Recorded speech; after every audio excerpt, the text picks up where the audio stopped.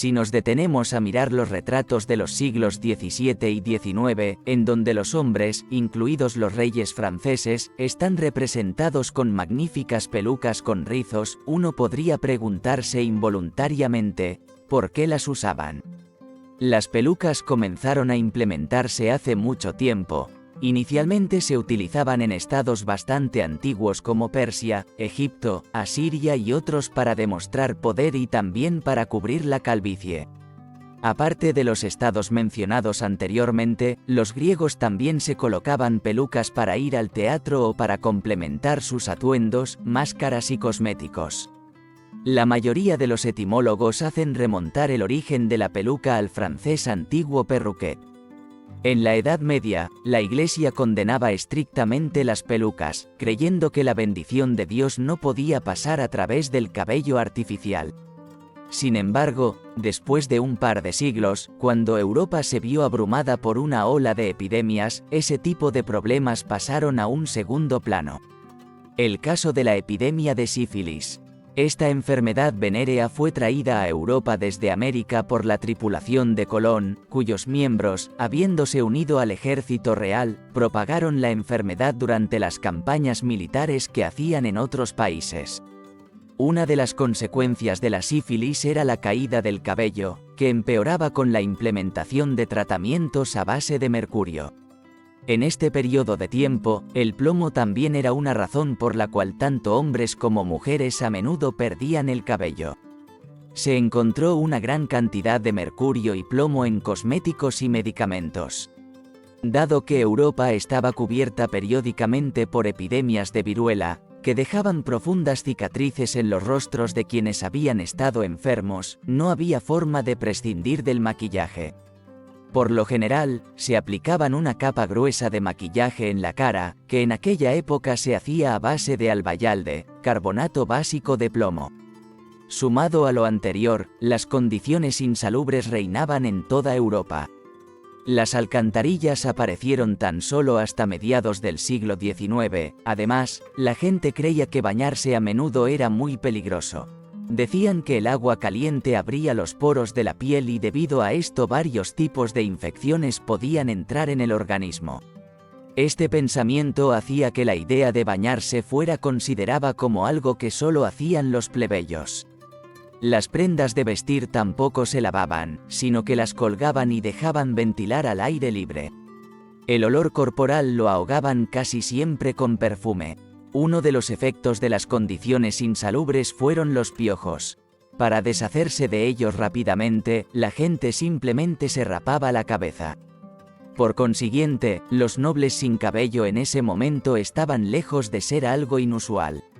El cabello para la sociedad era de tal importancia que incluso un pariente con calvicie podía manchar la reputación de una persona. Después de todo, la presencia de cabello se consideraba como un indicador de buena salud y un símbolo de estatus. El problema de la calvicie también afectó a los monarcas de toda Europa. Por ejemplo, el rey Luis XIV de Francia, sin sufrir ningún tipo de enfermedad, comenzó a quedarse calvo a muy temprana edad. Para preservar su imagen como monarca, comenzó a usar pelucas, en su mayoría de tipo alón, pelucas con rizos largos y ondulados. El rey Carlos II de Inglaterra, primo de Luis XIV, también sufrió de pérdida del cabello y, al igual que su pariente, también ordenó una colección completa de pelucas.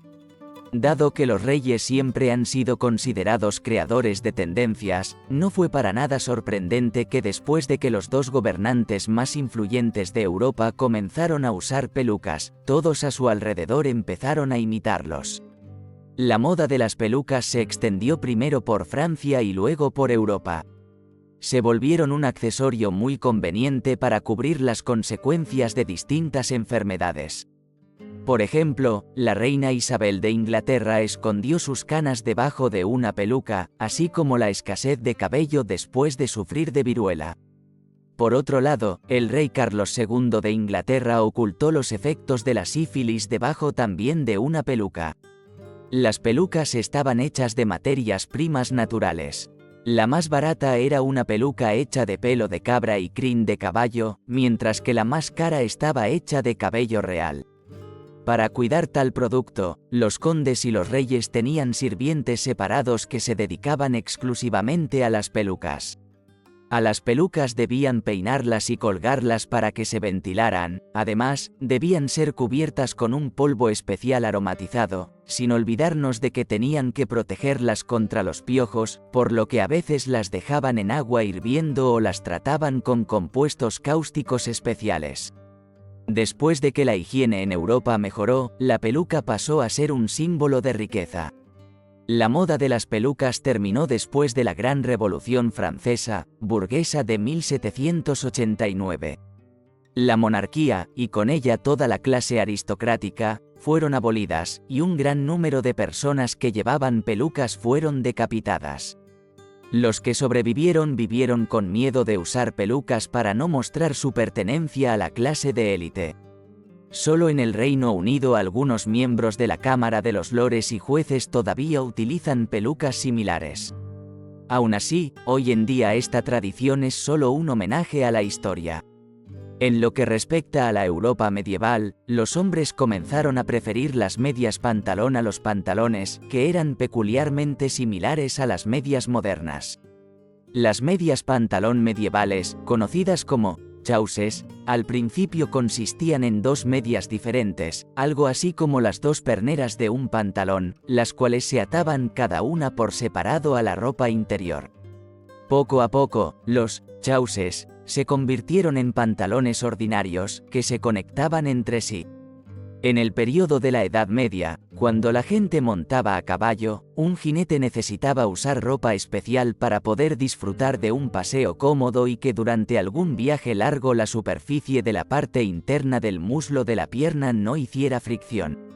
Así fue como los jinetes comenzaron a usar chausses sobre la ropa interior de lino, lo cual era similar a llevar unos pantalones cortos. A principios del siglo XIV, los italianos y los españoles empezaron a hacer las primeras calzas, medias, de lana, conectándolas con cordones en el área del cinturón.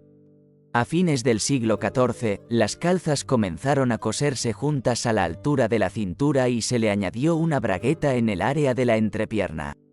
Más tarde, los italianos convirtieron tales chausses en medias clásicas, llamadas calzoni. En aquel entonces, las mujeres en Europa no utilizaban medias, pero realmente les gustaba ver a los hombres con ellas. Por esta razón fue que las medias se convirtieron en un elemento de masculinidad que cada hombre debía tener en su guardarropa.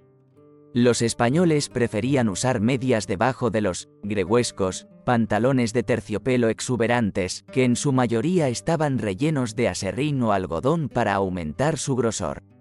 A principios del siglo XVI, la moda de las calzas y las medias pantalón para hombres también llegó a Inglaterra, donde les llamaban chausses cosidos, o bien medias para hombres. Fueron muy aclamadas por Enrique VIII, a quien le gustaba usar una bragueta sobre las calzas.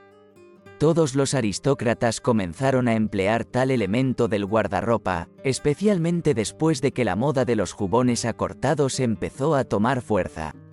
En 1545, la moda de las calzas para hombres se había extendido ya por toda Europa. Solo se podían coser a mano, por lo que eran muy caras. Los más pobres vestían calzas de algodón, mientras que los más ricos usaban calzas de seda. Las medias empezaron a ser consideradas como un indicador de la clase social alta. Las medias se volvieron de uso cotidiano después de 1589, cuando el sacerdote inglés William Lee inventó la primera máquina de tejer que era capaz de elaborar medias de punto.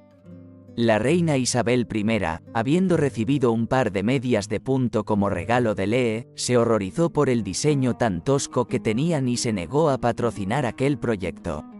A pesar de esto, el rey Enrique IV de Francia no se negó a tal avance y aprobó el proyecto, proporcionando apoyo financiero a Guillermo.